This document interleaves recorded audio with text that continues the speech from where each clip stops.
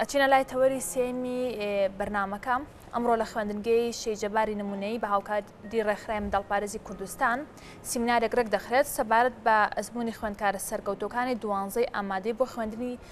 ساڵ 2020 بۆ 2021 بۆ ئەومە بەسەیەک لە خوێندکارەکانمان لەگەڵا دەبێت باسی ئەزموونی سەرکەوتنی خۆیمان بۆ ئەکات.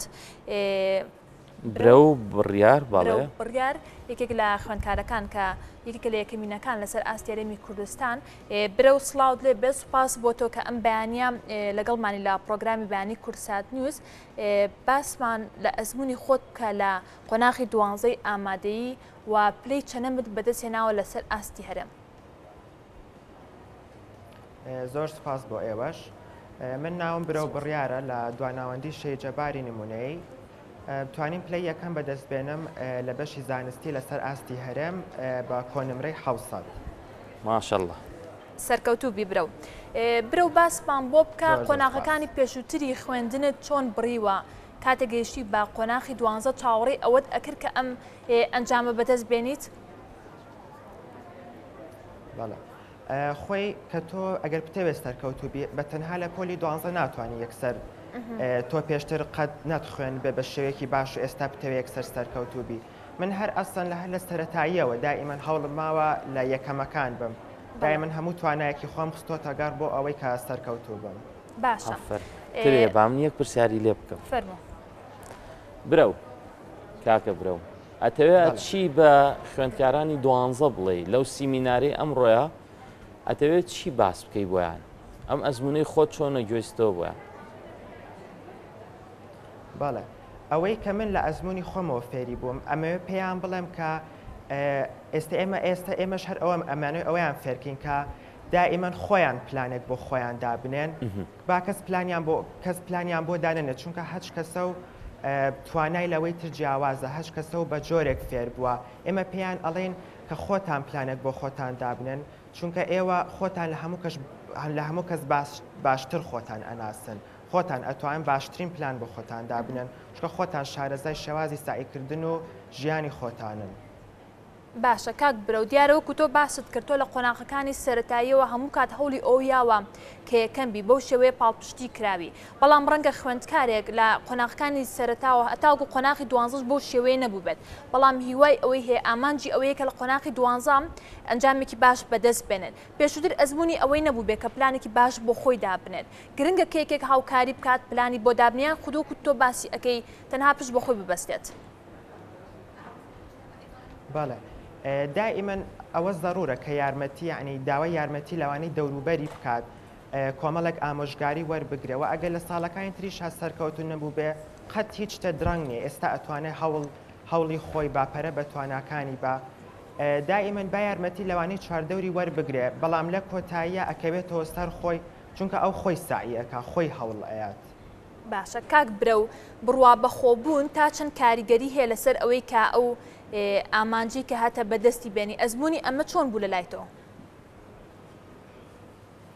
بەڵێ بە تەکیید زۆر گرنگە تۆ بڕوا بە تواناکانی خۆت هەبێ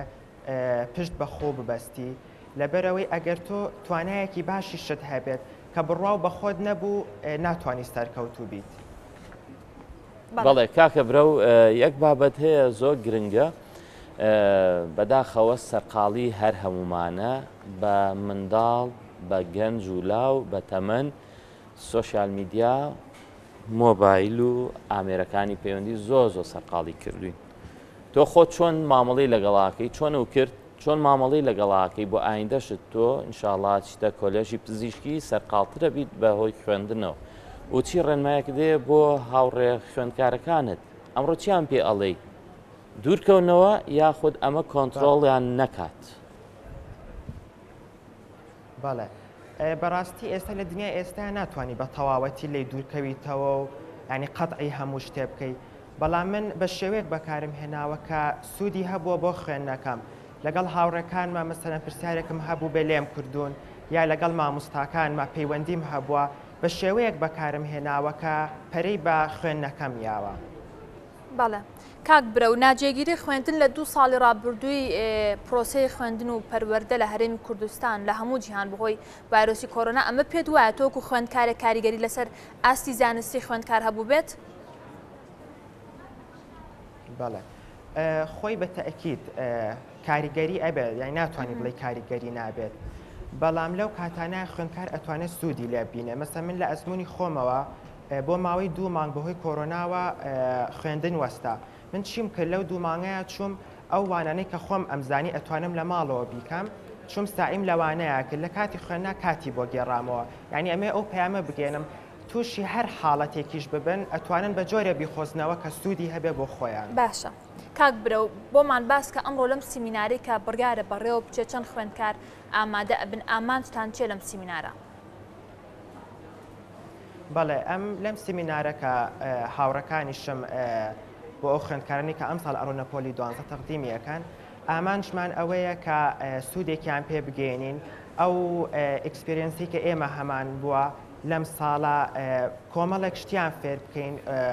و حەزیژەکەی ینی پێیان بڵین کە سترێز مەبن ئەم ساڵیش هەروەکو ساڵەکانی تر وایە تەنها ئەوەیە کۆمەڵێک مەسەلەن زیاتر گرنگی بە خوێندنەکە ئەی بەس ئەوە نییە ساڵێکی قرس بێ یا بڵێ من ناتوانم بیکەم هەروەکو ساڵەکانی ترە و هیوادارم سوودیشی لێ ببینێ برە و بڕیار ماشەڵات لێبێ نمونەت زۆر بێ سەرکەوتوبی لە قۆناغەکانی داهاتوی خوێندندا و کەسێکی سوود بەخشت لێ دەرچێ بۆ ئایندەی خەڵکی هەرێمی کوردستان و عێراق و جیهانیش ماندوو نەبیت. سپاس بۆتم.